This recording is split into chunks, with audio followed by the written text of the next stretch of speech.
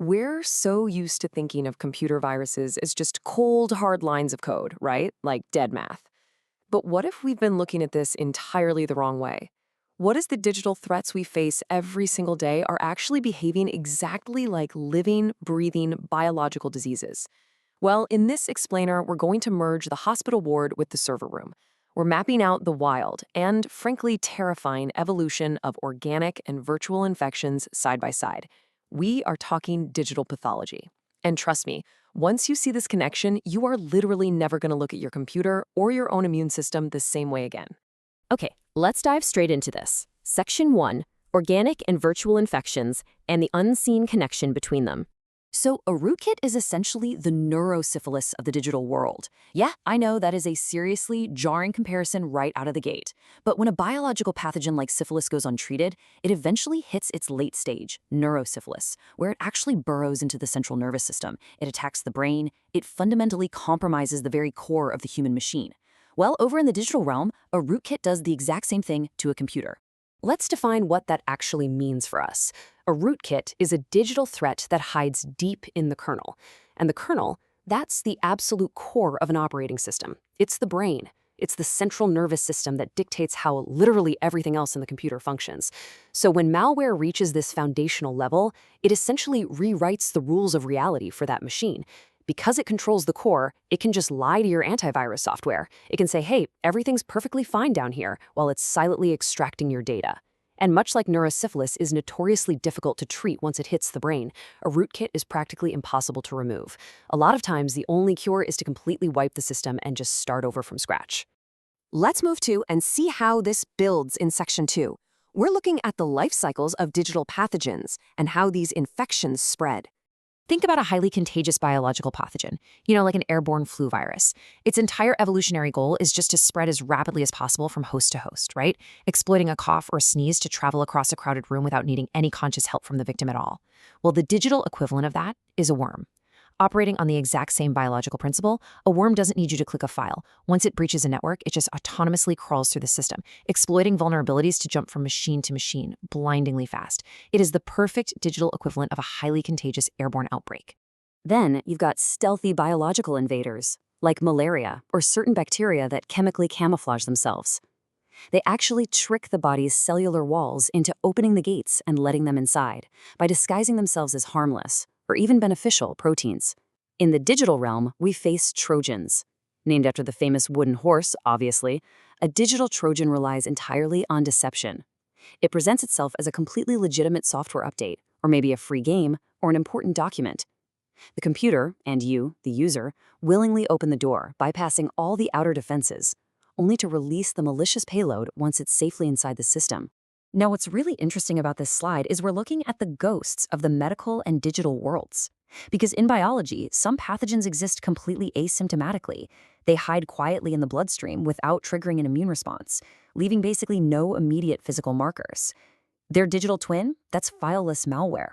Traditional malware writes a file to your hard drive, which leaves a footprint that an antivirus can actually scan and detect. But fileless malware operates entirely within the computer's temporary memory, the RAM. It actually uses the computer's own native, legitimate tools against it. So when the computer restarts, the memory is wiped and the malware vanishes without a trace. It's the ultimate invisible, untraceable biological threat, just manifested in code. All right, let's shift gears for Section 3, Al Capone and ransomware, a historical case study. So what does Al Capone have to do with ransomware? It's a great question. We're stepping back into the roaring 20s to understand modern digital extortion. What does the most notorious American mobster have to do with a modern digital threat?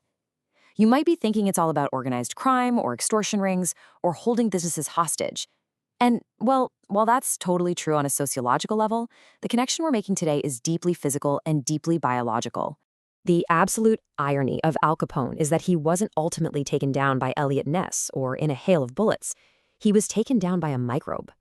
Capone suffered from untreated syphilis, which eventually attacked his brain. His physical decline was marked by severe dementia. The disease literally locked away his memories, paralyzing his cognitive functions and rendering his mind completely inaccessible. The modern digital mirror to that is ransomware. Ransomware doesn't necessarily steal your data to sell it. Instead, it encrypts it. It locks your system's memory and paralyzes your files, making them completely unreadable and inaccessible unless you pay for a decryption key. Just as the pathogen held Capone's neural pathways hostage, ransomware viscerally locks down the cognitive memory of a computer system. Which brings us to Section 4, Code as a Digital Organism, the Grand Reframe. So the crucial point is this whole concept of reframing code as a digital organism. Because modern malware is no longer just some static tool used by a hacker. It's dynamic, it adapts, it mutates to avoid detection. When we start looking at malicious code as a living, breathing entity whose sole evolutionary imperative is survival and propagation, we can actually start to anticipate its behavior rather than just constantly reacting to it. It is a profound shift in perspective, moving from computer science to digital biology. And this brilliantly illustrates our side of the fight, because if malware is a digital pathogen, then our defenses have to be viewed as an immune system. Just as your white blood cells are constantly patrolling the bloodstream to identify foreign anomalies, learn from past infections, and create antibodies to neutralize threats, modern antivirus and endpoint detection software does the exact same thing. They constantly scan the digital bloodstream, your network traffic, your file executions. They rely on heuristic analysis to spot abnormal behaviors, effectively acting as digital white blood cells hunting down invasive digital organisms. To actually win this battle, we have to understand the 3 universal steps of invasion shared by both organic and virtual viruses. Step 1 is social engineering. Just as a biological virus exploits our social habits, gathering in crowds, shaking hands, to bypass our outer defenses, digital viruses use phishing emails and deceptive links to bypass the firewall by tricking the human operator. Step 2, they require a host program. A biological virus can't reproduce on its own. It has to hijack a human cell. Similarly, most computer viruses attach themselves to legitimate executable files or documents to even function. And step 3, replicate own code. Once inside the host, the virus forces the cell or the computer to become a factory, just churning out millions of copies of the malicious code to continue the infection cycle. Which leaves us with this massive, critical question to end on. As the line between biological behavior and digital code completely blurs, you really have to ask yourself, is your digital immune system strong enough to fight off a virtual pathogen?